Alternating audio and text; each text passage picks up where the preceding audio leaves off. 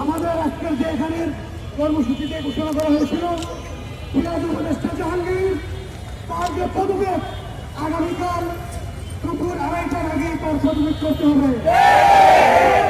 যতক্ষণ না পর্যন্ত বাংলাদেশ থেকে পালিয়ে যাওয়া খুনিদের ফিরিয়ে দিচ্ছে ততক্ষণ পর্যন্ত ভারতীয় অধিকার বন্ধ রাখতে হবে। 29 আগস্ট মানবাধিকার পরিষদের নেতা কর্মীদের উপর নির্মমভাবে যে হামলা করা হয়েছিল সেই হামলার বিচার দাবি করছি। যদি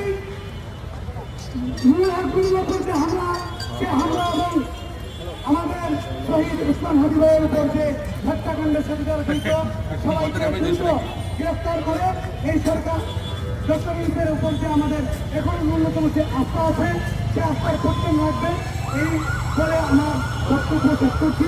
আমাদের